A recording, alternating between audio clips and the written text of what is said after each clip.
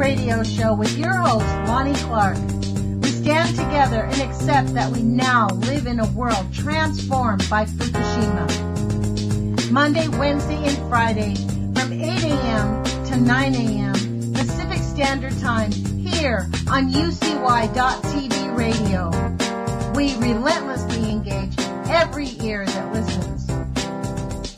We expose and confront the complete lack of accountability for the nuclear industry. Consider social engineering programs who view our bodies, minds, and souls as assets on a balance sheet. We discuss vital current issues, interview activists, and engage our audience in an effort to allow all voices to be heard. The Age of Fission radio show creates a venue that all will choose. We encourage our listeners to reclaim their power and their courage to take action and save our planet from the ravages of greed and indifference. Our actions matter. Every voice matters. We remind our listeners that happiness is resistance.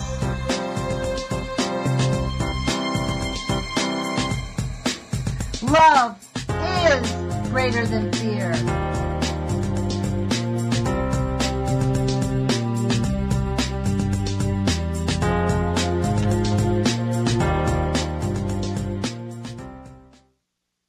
Good morning, UCY.TV radio listeners. This is Lonnie Clark with the Age of Fission radio show. Thanks for joining us. Today is July 19th, 2017. It's 8 o'clock in the morning here on the West Coast.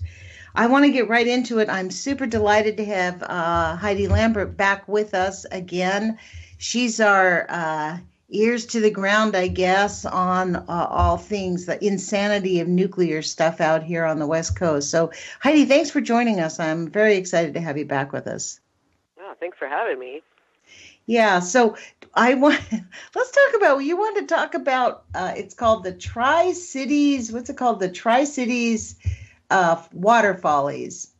Yeah, it's the annual water races that they have in Tri-Cities, and it's in Richland, a.k.a. Hanford, where Hanford and the Columbia Generating Station are spewing out radioactive water into that particular portion of the Columbia River.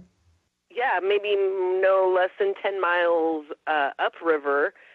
And you come down, and there's a beautiful park called Columbia Park that lines the Columbia River in Kennewick. And Pasco is the other side of that river, and that makes the Tri-Cities. And so this annual event is a huge deal here. People actually buy houses on the river for this event so that they can sit from the porches of their home or in their pool or go down to the river and be in the boats and line. The whole river is lined with thousands and thousands of people. And it usually starts with an air show, like a military air show, and then it goes on to these boat races. But I've always found the spectacle kind of funny that there's just so much ignorance about the water, or it's a promotion of how clean the water is that everybody wants to sit in it all day, you know? I'm looking at their website. It says it's been going on for 52 years. That means they probably started this right when they started the whole nuclear program. Yeah, because what a lovely excuse for when people do come down with cancer. You know, it was because of the farms they worked on and the pesticides they were breathing. It wasn't because of the water they were drinking or the water that they were swimming in or the water that they were bathing in. Wow. I mean, Tri-Cities is a classic Aaron Brockovich kind of scene, you know, where everybody thinks everything's fine. You would go out to like a normal dinner with someone and maybe there would be a conversation about, you know, health and the behaviors that the decisions that we make about our behaviors and the things that we do that controls our health. And never is the subject really about like our air, our water, and our soil.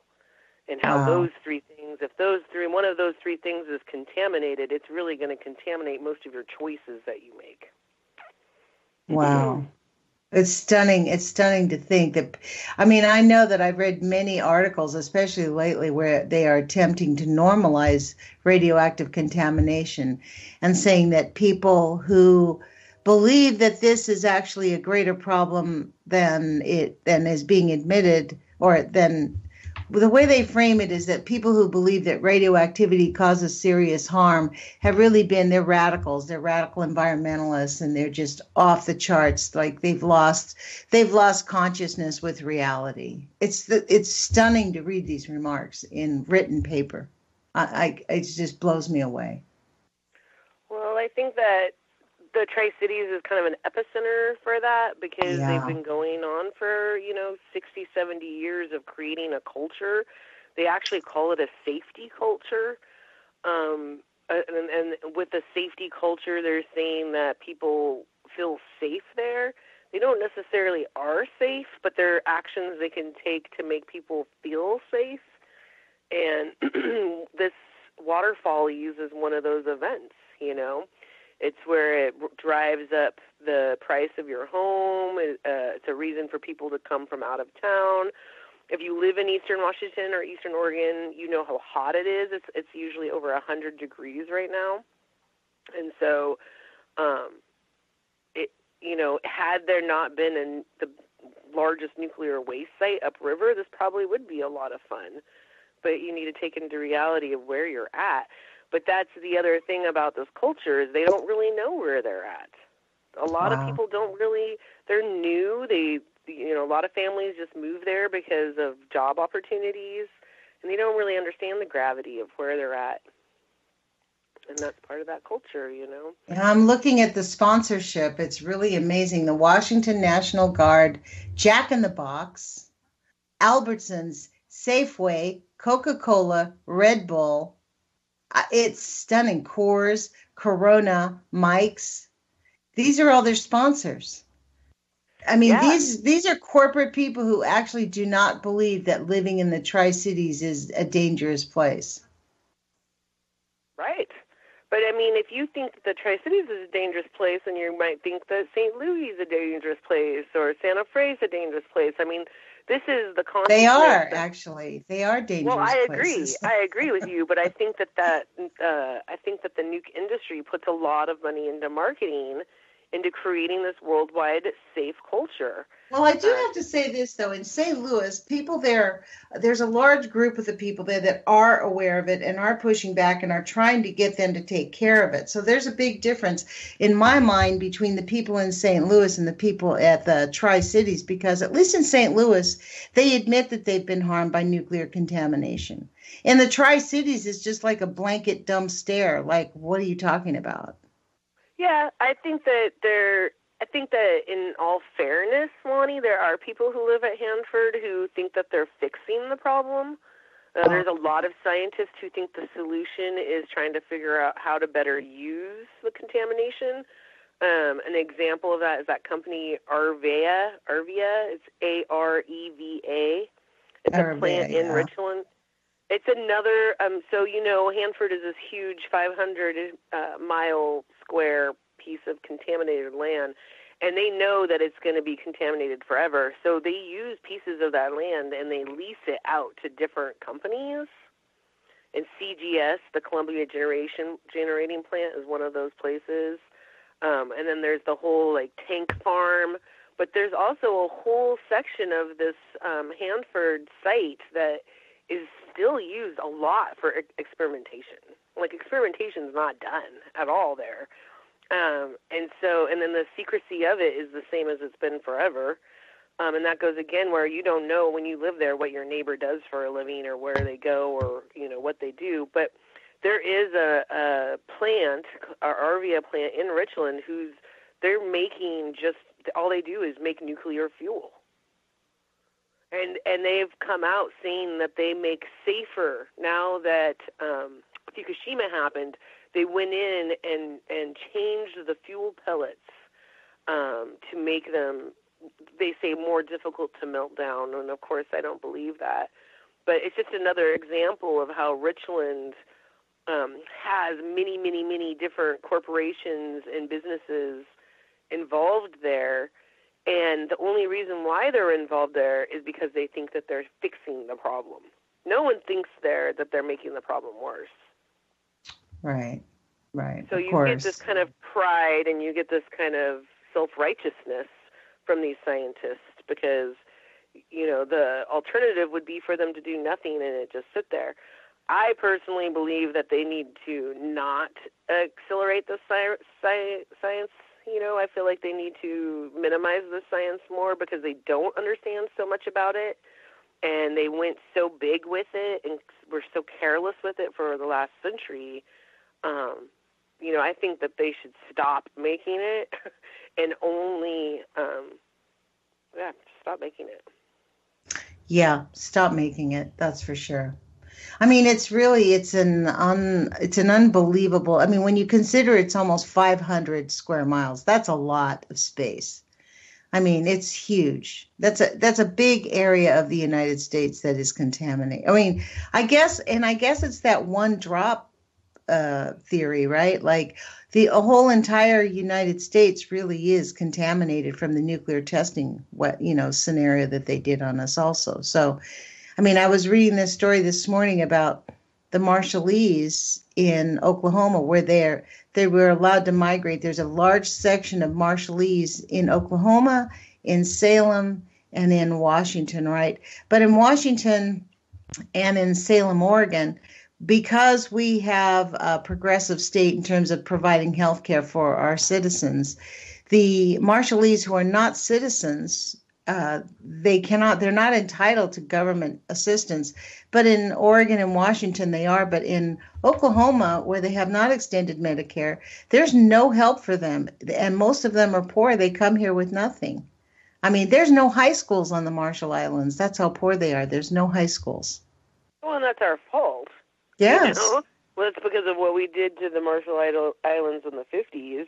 And you would think that these folks would have, ultimate refugee status and would be given privileges. But no, I think that the U.S., the way that the nuclear industry works is just to let us die as collateral damage, because if we die, then there's no accountability. And and the other thing is when you have a loved one who is dying, that changes your fight. You know what I mean? I personally have lost several family members who've lived around Hanford, and it hurts your soul. It takes a piece out of you. And there's a piece also of where you get so defeated. You're like, oh my gosh, this is thousands and thousands of years of contamination, and there's so many lies built around it. And then you go and you look for activists and people who want to stop it, and it's really hard to find people and like-minded people. And it can get really overwhelming, ultimately. And I think that that's kind of where a lot of the mentality of the Tri-Cities area is they're just defeated. They have to work for money. I mean, that's the thing, is that anyone who works at Hanford makes really good money. But if you don't work for Hanford, you don't make very good money. And you're most likely in poverty. You mean like if you work at a restaurant or something up there? Yeah, you're just making minimum wage, and, rent's kind of high. It's not as high as other places, but, housing is difficult everywhere.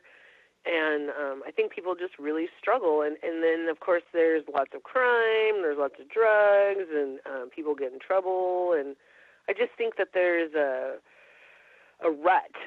serious rut that you can fall in the Tri-Cities and anywhere, where you're just going day to day, trying to stay alive, and this is so big. It just goes on for so long. You just feel like, well, what's the use? And so it's easy for people to just give up and just go into denial and go to the boat races and have a good time and forget where they're at, Yeah, especially since you can't see it, taste it, smell it, or feel it. Like it doesn't have any. You can't tell if you're being contaminated. That's the kicker. It's like you really just like we are all actually being contaminated little by little, all of us. I mean, and that's part of their defense. The nuclear industry's defense is like, well, hey, we're fine. It's been going on for 80 years and most of everybody's okay, except that when you look at the medical industry, diabetes, schizophrenia, cancer, endocrine problems. These are all direct results from being exposed to radioactive contamination. Oh, yeah. Oh, yeah. And if you're not alive, you can't speak out. So, Yeah. of course, Hanford could be like, oh, we've been here for 80 years, and look at all these 80-year-old people here. I mean, it's so interesting. So my sister, she lives in a neighborhood, they call them an alphabet house. So in Richland, when the 1950s came, they brought so many people, builders, plumbers, construction workers, and they had no place to house these people.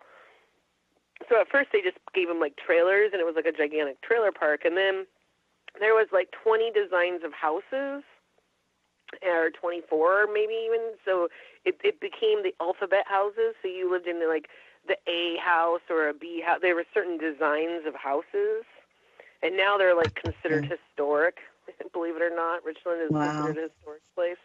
But my sister, she buys one of these old houses that was built in the 1950s, and the whole cul-de-sac that she moved into was all older ladies in their 70s.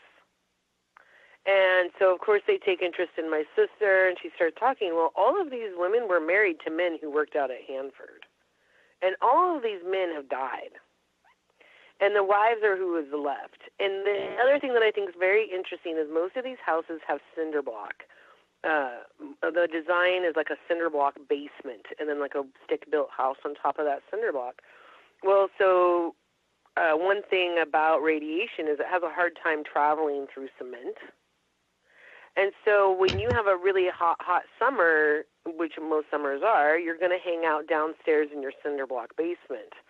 So these women spent a lot of their times in their basements. So they survived. They're healthier. But their husbands who worked out in the area all died of cancer. And so I think, and if you were to go door to door in Tri-Cities, I think that would be a pretty common conversation that you would have with people, is that their spouses worked out at the area and has since passed of cancer or you know, the many.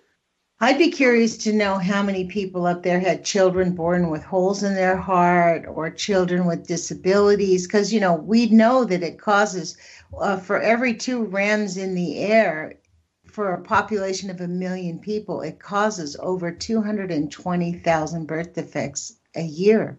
They knew that. They've discovered that. But the complicated thing with that, too, though, Lonnie, is that most people who came to work at Hanford only had a contract for 2 to 4 years. So people come there, they work for that's how they give the contract to the general contractor. So say, like, the feds, the Department of Energy is going to put out a contract for a cleanup or a build, and then someone like Exxon Nuclear or Bechtel or Lockheed Martin, they get that contract, but they only have it 2 to 4 years. Then they hire local contractors. So you're really only insured a job for 2 to 4 years while your contract. But every time the contract runs up, they pretty much laid off everybody, and the new contractor comes in, and the new contractor hires new people. So there's this flux of people coming and going, and it's very, very convenient for this site because you go there, you live there for 2 years, you work there, or you're building a house and you're gardening or whatever outside, and then you move away, and then you get pregnant, then you have your birth defects. It's very difficult to pin it back to when and where. That's very much like what happened in St. Louis. That was very much like the people in St. Louis, actually, who started the Coldwater Creek, Just the Facts, Please. A lot of those people, this took me a little while to wrap my brain around.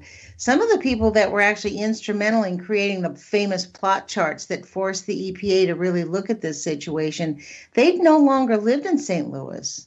They had reconnected on Facebook and were talking with their childhood friends, and they were on different cities. And they were professionals, doctors and geologists and scientist type people. And they went, wow, this cannot be an accident. Right. And the interesting thing is when we look at diseases and illness in our country, it's almost intentional that they do really make no epidemiological tracking of where people are, where you lived, where you were born, it's like my friend Ed, he grew up in Van Nuys, which is right down the street from the very first nuclear meltdown our country ever had. Both his parents died of cancer. His family, his older sisters who have died, and his brother who died, they all died of cancer. Yeah. Yeah. Now, And that there's would no never be record, tracked to that accident, but, the problem, I mean, they never had cancer in their family. Right. Yeah, no, I think that it's definitely something that and also a realization is that we have over 200 reactors in the U.S. operating. So that's, that's at least 4 per state, even though it doesn't equal like that. Some states have, like I know Illinois has like 10 reactors.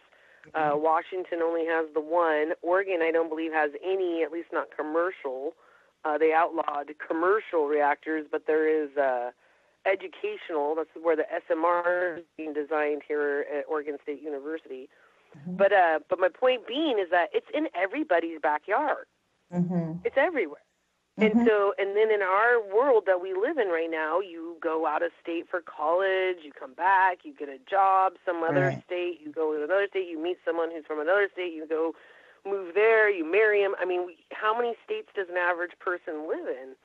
And then you have to multiply that times the world. I mean, how many reactors does India have? China? Germany, France? We're Japan.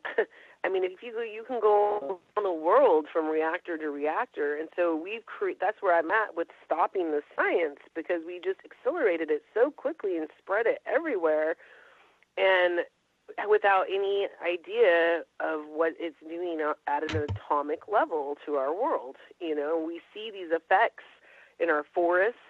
There's wonderful scientists like Boosby, who's studying the birds and the Timothy Mousseau, right?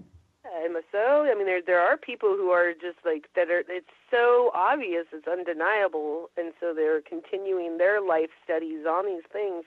But when it comes to the average person, we are so dumbed down by the safety culture, this trust that our government would look out for us and would never let this happen. I can't tell you how many conversations that turned into arguments I've had with people in the Tri-Cities area, especially, where they insist that the government is keeping them safe and that the EPA is keeping them safe, and that they would never purposely poison people. And it's so interesting that people will argue that even though we know that they have been doing experiments on people with radiation for decades. Wow. And that the Green Run is a perfect example of that. In the 1950s, where they purposely released radiation on the people to see where it went and how it affected people.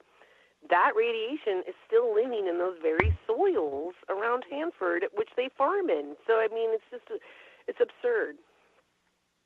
It isn't absurd. It is really, what's really harder is that people sort of still glaze over, even though, and it's kind of interesting because really the hard part is there's really nowhere to go. Like, there is no government agency. There's no one in government that will accept this responsibility. So it's like we're living with, we're like prisoners in a prison guard where people are being tortured and no one cares.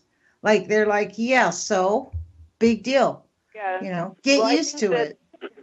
I think that the nuclear industry kind of, the nuclear science really started in World War I, and then it got perfected through World War II. And the thing about that is in World War II, we had all these scientists jumping countries to different countries, most of them coming to the U.S. So when I think of the nuclear industry, I don't really pin it on one country, even though I do believe it was America who profits the most from it, because we're the ones who design and sell the reactors to other countries. But so I guess there should be some fault, to the Americans. But then at the same time, these companies like General Electric, those stockholders are global. It's a global industrial complex. It's not just in one country. And I think that that's how come the nuclear science has so much power, is it can change laws and change things as it's profiting off their people, no matter what country they're in.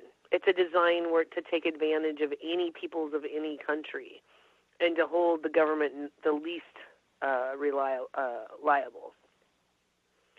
And so that's well, why in a way, what it really does, fundamentally, with that type of an attitude, it really fundamentally breaks down people's trust in the utility of government.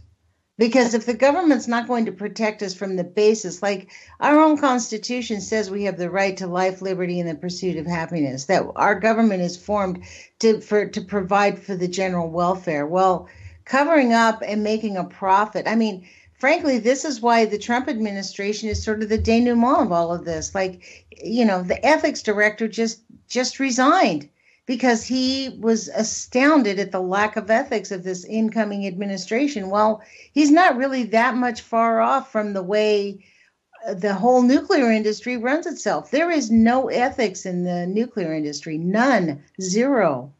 Well, there's no ethics in capitalism. Capitalism isn't about the care of people. It's about profit.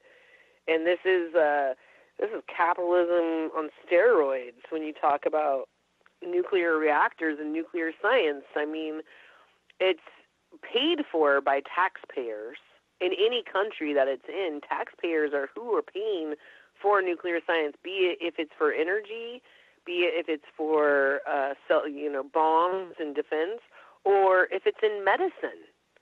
I mean, that's the other thing. It's like if you're in a country and you get cancer, you need to have radiation treatments to cure it. Radiation is still a baby in science. For nuclear medicine, it's maybe 20 years old, 25 years old, and that's being paid for by taxpayers.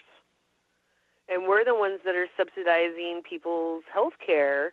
Not that I'm against it. I personally believe that anyone who lives within 200 miles of a reactor should get free health care because I think that we're endangering them.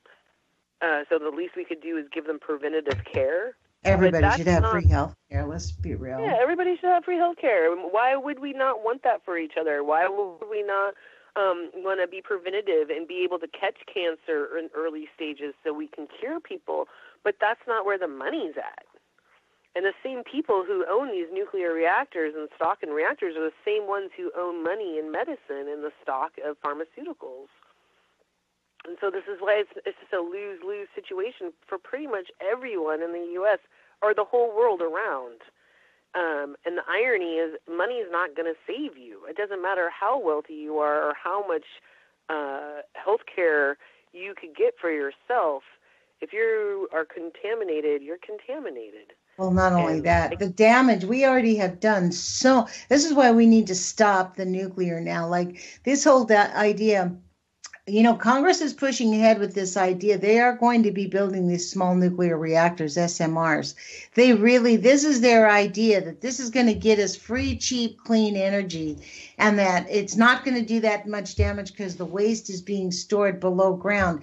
It still is below ground. It's still not where it needs to be, which is not untouched. We need to not make more nuclear waste. I mean, our country is really just becoming a toxic, just like Japan, one big toxic slough of nuclear waste. It's just disgusting, to be honest. I don't know how anybody can accept that. Yeah, it's so true. And if you were to look at like the radiation studies of the U.S., I mean, the Southwest, they did so much bomb testing there, so much bomb testing that the poor Southwest of our United States is just, it's so toxic. And I truly believe that their ideology is that people were getting smart in the 70s to this. People are getting smart about it. People are seeing each other die, and like you said, people are skilled in sciences, they're friends, they grow up together, they reunite on Facebook, and they can see how everybody's family is dying. So people are seeing this is going on, and they don't want to, like GE, ultimately I think GE should be held accountable for all of these failing reactors. They sold most of the reactors in Japan are from GE, General Electric, Hanford's reactors made by GE. But, there should be a people's lawsuit against GE. But when they create these SMRs and they start spreading this around even more, the more they spread around the radiation, the less that we can hold them accountable. And so that's why I think the government is so fast to pass these SMRs, because as soon as they put these SMRs in, we have 200 reactors right now in the U.S. who are failing and leaking.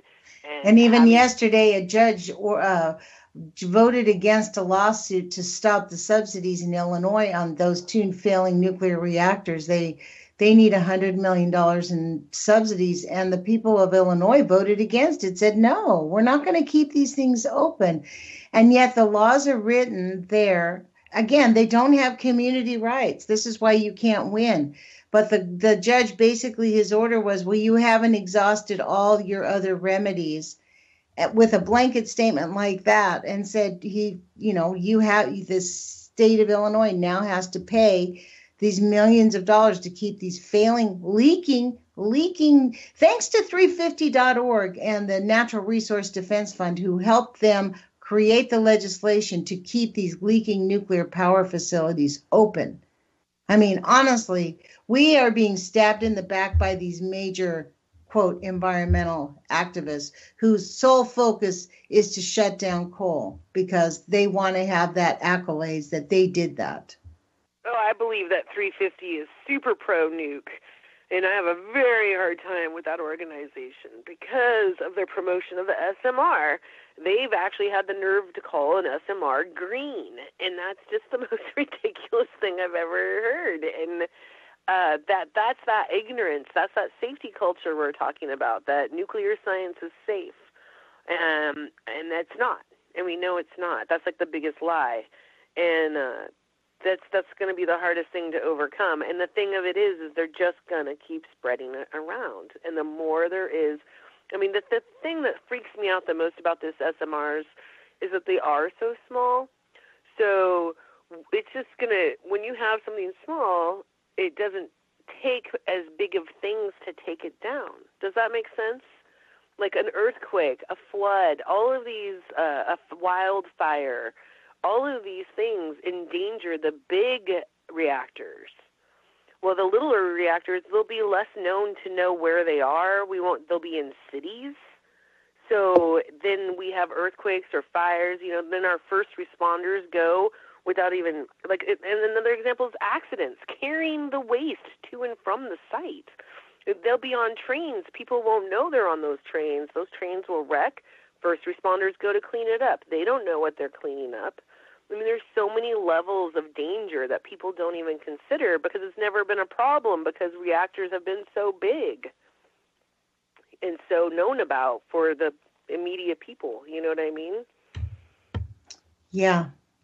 Well, it's like that new bill they want to pass, 3053, right? The Nuclear Waste Amendment Policy Act of 2017. It actually eliminates oversight by Congress, and it eliminates any safety analysis for transporting leaking containers.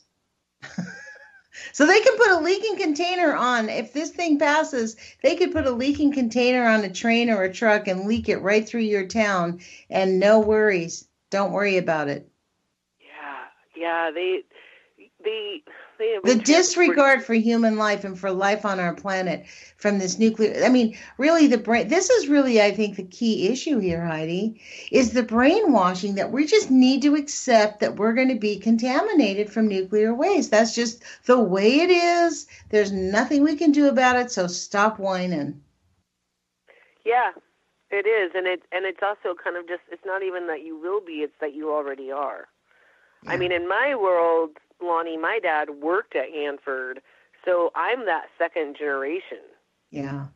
And I have kids, so they're now third generations, and so luckily we're healthy right now, but who knows what's inside of us and what will come up.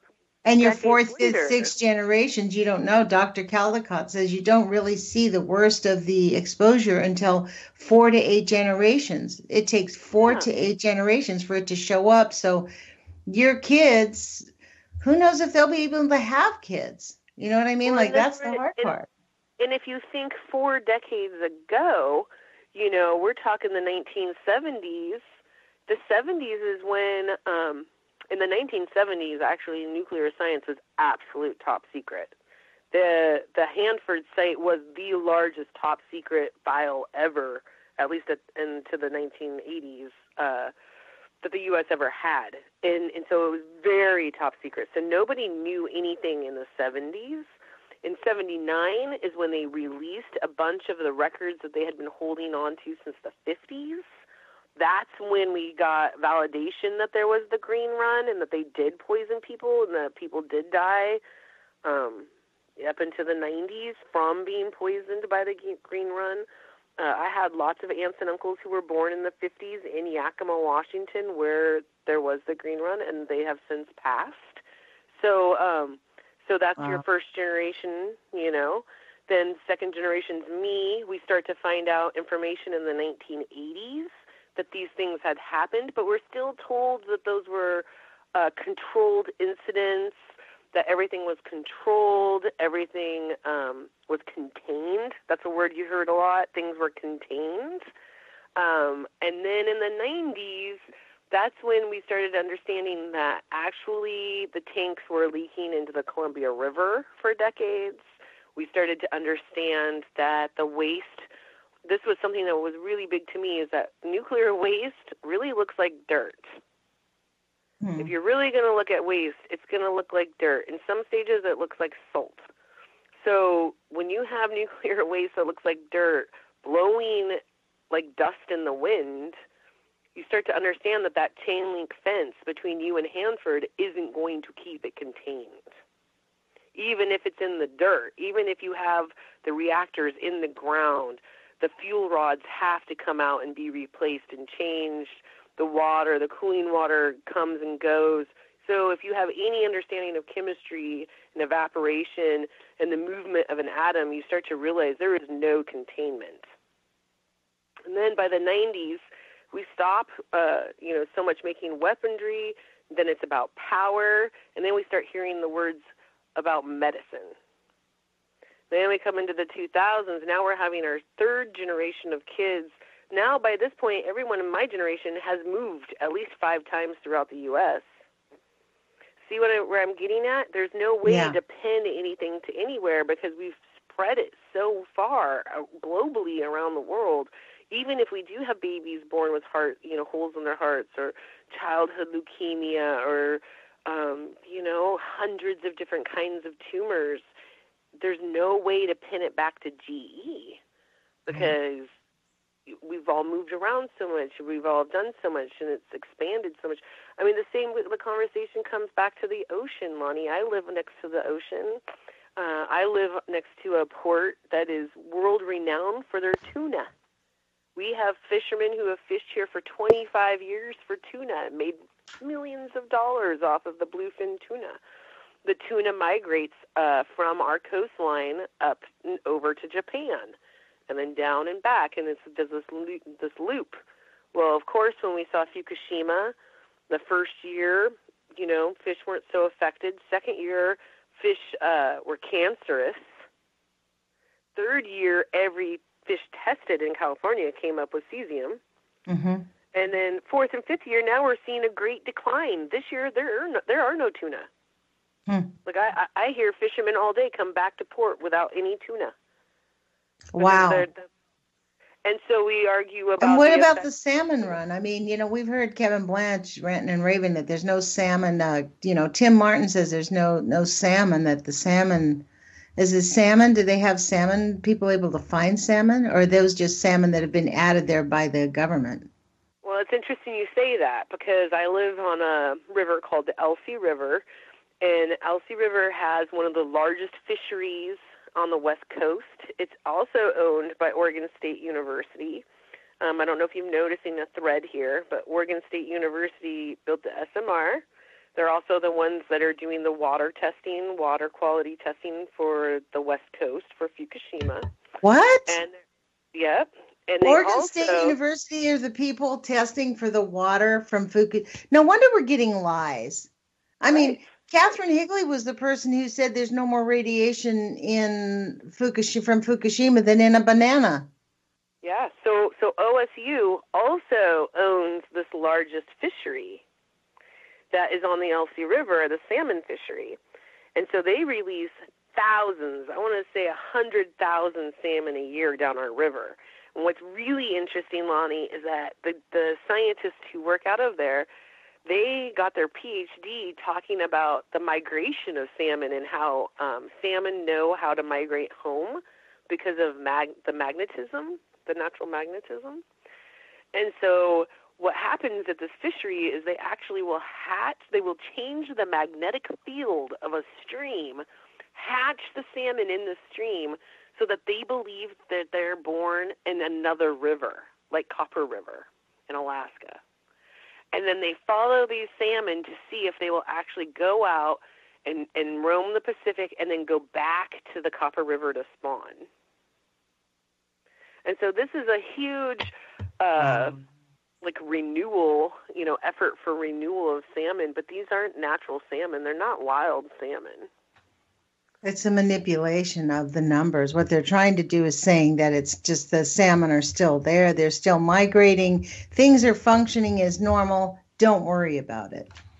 Yeah, and you maybe live on Copper River in Alaska, and you'll see a river, salmon go upriver and spawn, so you think you have salmon, but you don't know that salmon was actually manufactured in Oregon. We don't know. In other countries, you may be in I don't know, name a Pacific country, and the salmon come back to your country. You think, oh, we have salmon, but you don't realize it was salmon that was manufactured in Oregon. And so it's kind of a mind game, and so I think that's part of this safety culture to convince everybody that everything's okay. Wow. That's stunning. It's actually stunning that they're doing that on such a large scale. I think that's why people are skeptical, Heidi, because it's being done on such a large scale. People are like, if they can't possibly lie about all of this. But, I mean, when we consider there's the number of people working inside nuclear facilities is small, really. There's not a lot of people. It's not a huge portion of our population. So they can keep and as the culture is so secretive, if anybody breaks the rules, the reprimand is fast and swift. Right. Most of the folks that I meet that are in nuclear science were veterans.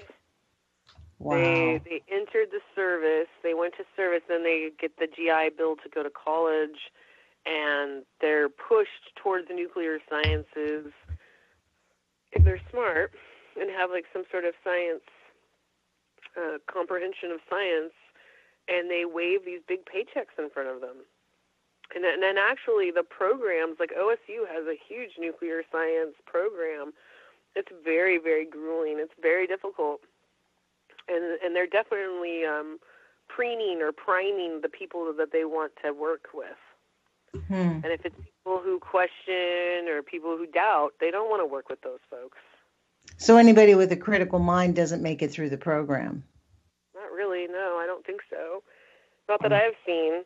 Wow. It's mostly just those that are devoted for that end of the paycheck, Wow. But again, if you have a conversation with them, Lonnie, they're going to be very defensive. They feel like they're saving the world. Mm-hmm. They think that nuclear science is the answer. Some people really, truly believe that. I know. When I saw them when they testified, when we went up to stop the SMRs being built in Salem, the room was packed with anti-people, right? And they had a small handful of people that were proponents of it. And subsequent to this hearing, we realized that this was just a formality, that they knew it was not going to pass, but they needed to be there. What they had was about 5 or 6 students who were proponents, and listening to the students, their whole testimony was about, we've studied the science, we're educated, unlike the radicalized public or the fearful public who don't have the capacity to understand the knowledge. I mean, the elitism, the arrogance, and the certainty that they were doing the right thing was concrete. It was so unbelievable. I could not believe it. Yeah. I used to be really angry at the newspaper, the Tri-Cities Herald, grew up, there was actually like a paper, like an actual newspaper, and I would read the newspaper every day with my mom and read, every day there's an article about Hanford, and I would get so upset at how biased these articles were written. And then you know how the newspapers went online for free in like the 2000s or whatever, and I'd start reading them online, and there would be the little chats where you could comment below, and sometimes I'd be like the devil's advocate and say something, and then they would turn into these huge long threads of people arguing.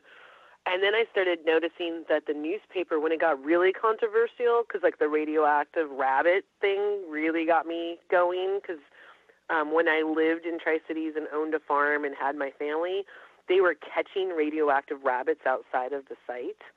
Wow. And but playing it down and acting like everything's still normal and there's no worries. But yet again, that was a validation to me on how they did not have things contained and controlled. And then I started realizing that when the articles got too controversial or too hot, no pun intended, they would take them down and post them with a different title. And so I started Same story, just different title. Same story, just a different title, so that when you clicked on the link, it was actually a new link to a new site, so you weren't seeing all the same comments. And then I started realizing that every article I was reading was written by Annette Carey. And I was convinced that Annette Carey was a robot and that they had fabricated this robot journalist because every article was so biased. I couldn't stand it. So anyways, it was like 2012, I started testifying with the Department of Energy about Hanford and the safety culture and whatnot. And Annette Carey would physically actually be there doing her journalist thing and reporting on what was happening. And actually it was Miriam Gurman who introduced me to Annette to prove to me that she was a real person. And I was so angry at her. Like, how can you be a journalist and this is how you're covering? Because Hanford truly has only one journalist, and it's Annette Carey. She still is the only journalist for the last 15 years who's covered Hanford. And, well, now we have that lady, Susanna Frame from King 5. Oh, yeah, she's Seattle. I'm talking Tri-Cities Herald. I'm talking about the Tri-Cities Herald. They're the ones who would put it onto like AP, the Associated Press, and then that's when other people will pick it up throughout the country or the world. But most articles, if you go to the Tri-Cities Herald, every article is still written by Annette Carey. Wow. But she defended herself that she felt like she wasn't biased and that she said she wasn't pro-nuclear and that she kept her job because she felt that she did a good job at it. And that she thought that her job was to inform people, and that's what she does. But it is very interesting that every one of her articles is very reassuring that everything is safe and controlled and contained. Well, she basically, anything I've read out of that newspaper, basically they parrot what the government says. There's not a single critical thought in any of the articles. Like none at all. There's no, if the government says, don't worry about it, I read this recent article, how they admitted that remember the time we talked about the collapse of those tunnels, the 300 feet of the tunnels had collapsed. Yeah. Well, you were right about 2 weeks later, because you were like, yeah, this is normal. Like, this is like just whack-a-mole. This is about them wanting money, which is exactly what happened. They got more money put into the budget.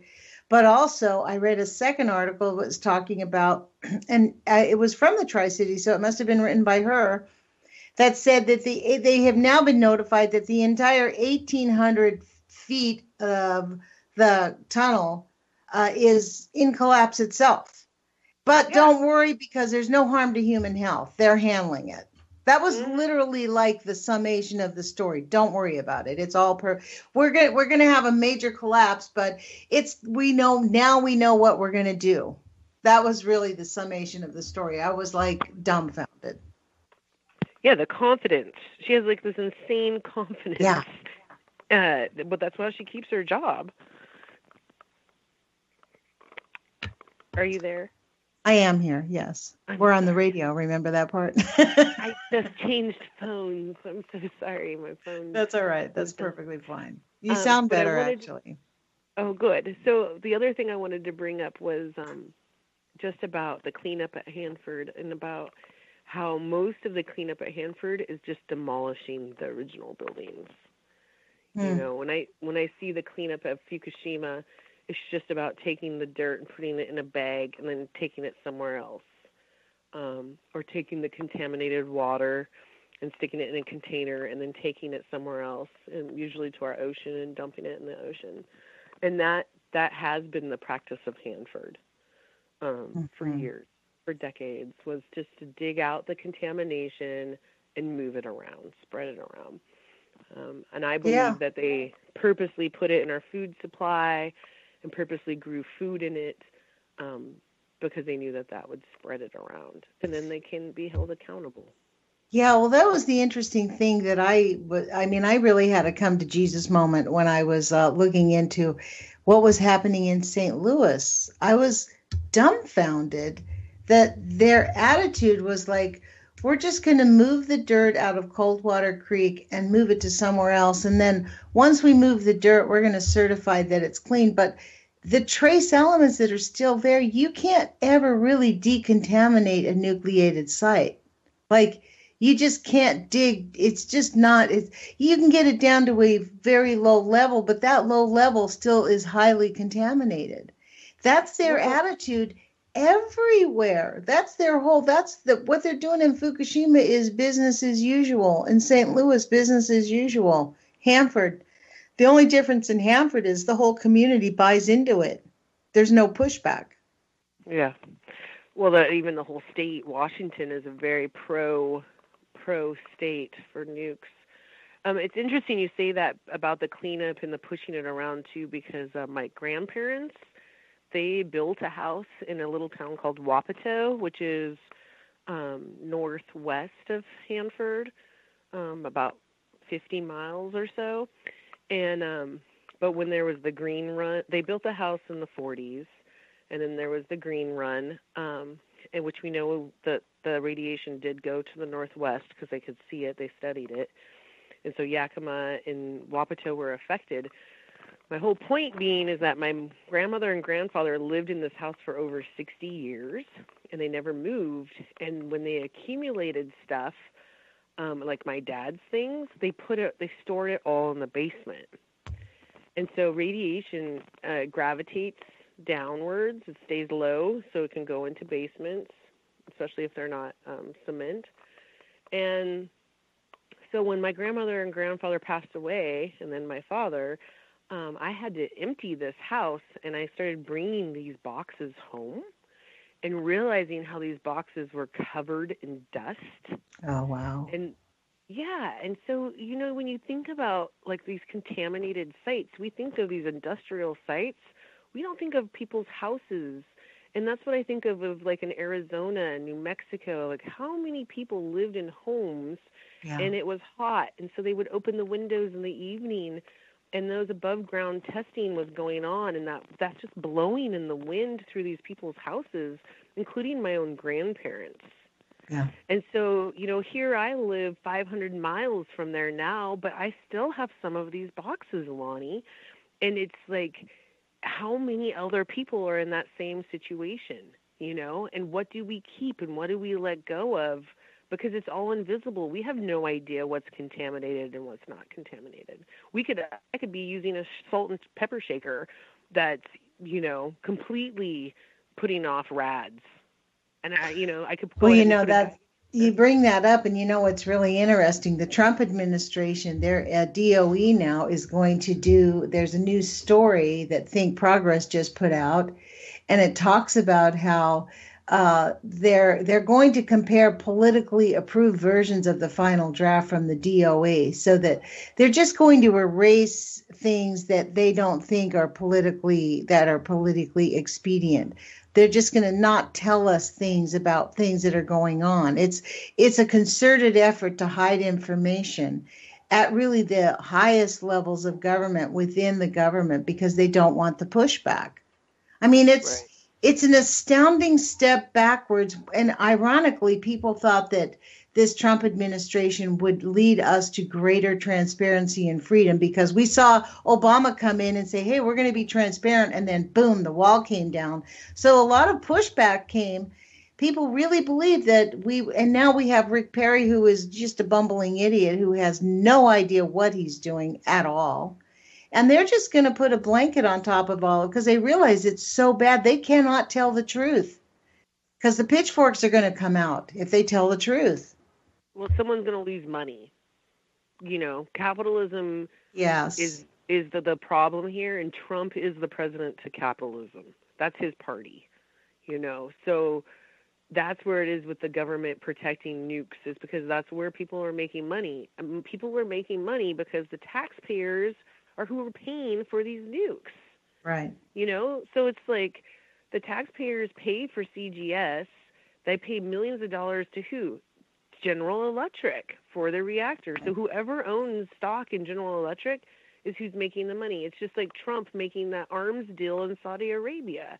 And then he made so much millions of dollars. I mean, the conflict of interest is astounding to me, that people the Trump administration just lines everybody's pockets and never mind everybody else. And if we need health care, then we only need it to prevent illness that's going to hold them accountable. Do you know what I mean? So they don't want to hold people accountable, because then they're going to lose money.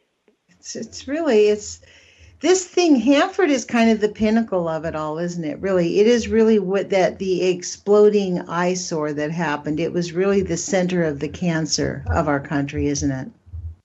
It's the beginning. It's where it began. Hanford was where Einstein and Oppenheimer, that's their original work, was at Hanford. They worked mostly out of Chicago, but then Chicago is a straight line train to the Hanford. Chicago was this metropolis, full of people area in World War II. So they just took that train as far west as they could, and they got to Hanford, and they're like, oh, this is a desolate, empty land, and this will be a great place for us to do our experiments. And they said the same about the Southwest. Same thing in St. Louis. They dumped all that 200,000 tons of the most highly radioactive uranium, the highest grade uranium. They just buried it. And when they buried it, was really kind of outside of St. Louis proper, but the error came in that nobody told anyone that it was there when they built up the city. Right. Yeah. They just let everybody just surround themselves with radioactive contamination. I really believe in a way to normalize it, to make us believe that it was not that big of a deal. Like, they're just insane. Well, and look at all the surfers off of Santa Fe. People were sitting and surfing right outside the water dump of Santa Fe, and they had surfing at the 2020 Olympics for the first time in Japan this year. This is insane. So look, Heidi, we have about 30 seconds left. I hope you will join us again, because this is always really insightful for us. And, the fact that you lived in Hanford, and frankly, you live on the coast, you show us how that we can still have a happy life and still be concerned about these things. So I appreciate that from you. Thank you, Lonnie. Thank you for having me on your show. I really appreciate having the opportunity to talk about it. Well, I'm glad that you do, and I encourage everyone to put your courage feet on, take some action, contact your representatives, tell them no to H.R. 3053, the Nuclear Waste Policy Amendment Act of 2017. We'll talk to you guys tomorrow.